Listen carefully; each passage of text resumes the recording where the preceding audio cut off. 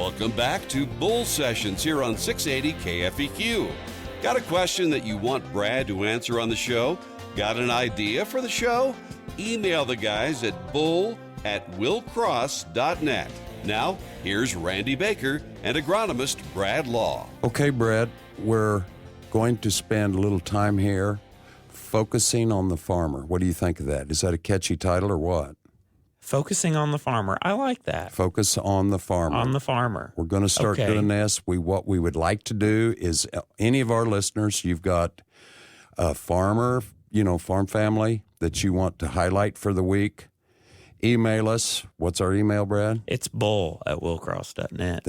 See, that voice worked real well for that. Maybe I should be cutting radio promos. And what do they need to include in such an email? Well, they would need to tell us who they would like to make our farmer focus on the farmer be, and why they should be focused on. Yes. And some good things about that person's operation. Yes. And we like hearing about young people because we're kind of directing that today, Yes. toward the young people. Max, our conversation with him, wonderful young man. Well, and they say trucking is a young man's trade, too. There you go. We need truckers running up down the road giving those excuses like you just come up with. Man. So you could teach them a lot, right?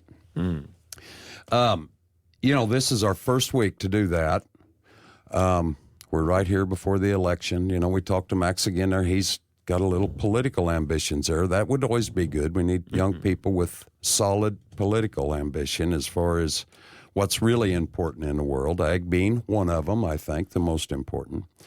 The Willis family at King City, Yes. Missouri. You've known them all your life, haven't Yes. you?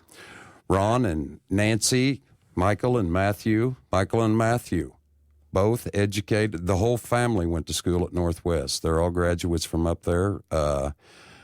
Both boys, they're not boys anymore. They're fine, young, smart men that has come back to the family farm. That's very encouraging. They're not very old, but they know what they want to do with their lives, and they do a wonderful job. Ron has been growing. I was talking to him the other day. Since 1986, he's been a Willcross production seed grower. Well, I was 2 years old in 86. 2 years old, see? So he's been around quite a while. He's been around a while. Nancy, too. Wonderful Christian family. I mean, they're everything. Last week our deal was on the small towns. Mm-hmm. They fit it to the T. I cannot say enough good about this family and these people. Nancy, they're hauling in seed now every day, all day, in and out. What does she do every year? She brings in cookies, Randy. Homemade cookies, different that you need varieties. to leave alone. Well, my figure is getting somewhat out of proportion, but I'll work on that after harvest. Wait a minute. The holidays are coming up, maybe New Year's. Uh-huh. But she brings them in 2 or 3 times a day, several dozen at a time. She feeds the whole tribe we have up there. I can't say enough good. We love them, and we wanted to bring it to everyone's attention. And I know there's people like that in your community as well, but these people are a benchmark, and we love them, and we thank them for everything they do. We appreciate them. So that is our first family that we're focusing on. So, like I said, maybe someday by some miracle someone will nominate you, Bradley, and I doubt it. Don't get your hopes up. No, I'm good. You're good. I'll nominate you. I'll nominate you next week. You two are tight, aren't you? Uh-huh. Well, and again, if anybody has somebody in mind, a family in mind, like Randy said, you can email the email address, and you can do that in your radio voice, Brad. That was bull@willcross.net. I like that. Oh, Very boy. good. And Elvis. give us a name and where they're from, and short paragraph about them. Yeah, Maybe a phone number or something. We can give you a holler and talk to you a little bit about why you think your neighbor or your family member or whoever is so great and needs to be nominated. Sure. We'll give them a little shout out here on the show. We love to. We would love to do that. We've had a full episode, Randy. You realize that? It has been busy today, and that's a good thing. That was something different. Our focus on the farmer, our conversation with Max. Mm-hmm. We're going to do more of them. We might start doing one of them every week. I think that went well. I mean, that was my first shot at trying to interview someone, over a phone and this microphone and our radios, and But and I apologize for being pretty sketchy on it, but Well, we got some good Nickelback bashing. yeah. we got some Nickelback stuff in there, and that's the main thing, right? Yeah, Hillary likes Nickelback, and I really don't like Hillary being associated with Nickelback because I like Nickelback better than Hillary. Are you getting political now? Be careful. Well, I did have an Obama sign wrote up. You did? Okay. Tuesday is the election. Probably the biggest election in our history of the United States, in my mind, just due to the fact of what's going on. And people, we beg you to go vote. Well, hopefully we can tell somebody that you're fired. And Yeah, that would work. we can make things great again around here. But I'm not yeah. going to say which side I'm I can pulling see, for. yeah. But we'll just, you know, we're going to talk. You know, with harvest and everything, it's just been so much going on. You know, we've handled the DOT, and we've handled. You know, Washington. Sometimes you wish that your wife would send you kissy face emojis, but the only person that does that's your boss. Yeah. You know, I thought we've it would bring that. you up. You was getting grumpy the other day out there when you sent me some of them texts. I thought this would be good. I'll just get your attention, and it did. Well, and I thought you were not operating your phone properly. Well, I proved otherwise. But we've tried to really bring this around, and we want, you know, we talked about networking. Yep. Because when you work together, like one thing we started doing with our sales group, and I get to sit in on that, is on Tuesdays we have everybody in for a meeting. Every Tuesday, And 10 o'clock. We all meet and we talk and we go through things if we need to, just shoot the bull if necessary, just to build a relationship with everybody. And then we go and we eat together. You know what that makes me think of? Whenever we were in the old times putting up hay when I was little. Yep. You would go and we would rake, and let's say we were doing clover and we were throwing 3 windrows together with side delivery rakes.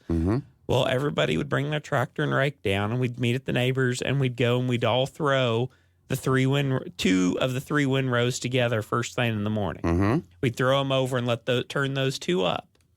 Then we'd go to town and we'd eat dinner. Yep. And then let's say one would stop and he'd go get the baler, and the others would be left to throw those 2 together to make 1 windrow.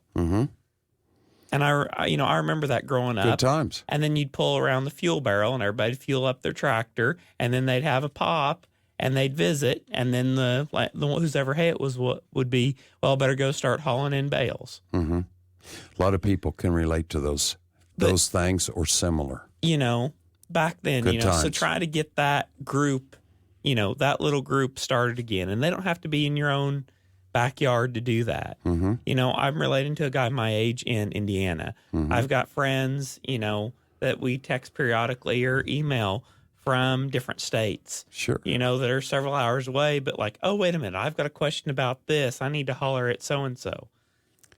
That's how we learn, is from each other. When you're doing it hands-on out there in the field, that's, it's getting high technology.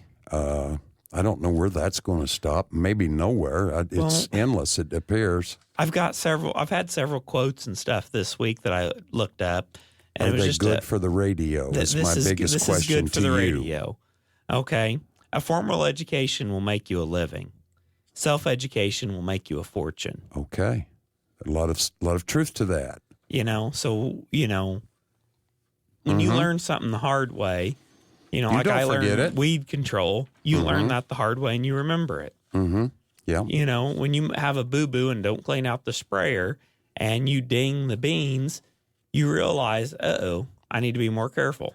And you don't ever forget it, do you? You don't forget that. No. They say if you don't learn from the past, you're doomed to repeat it. You are. And it's good when people share, we're not never meant to be just in this alone.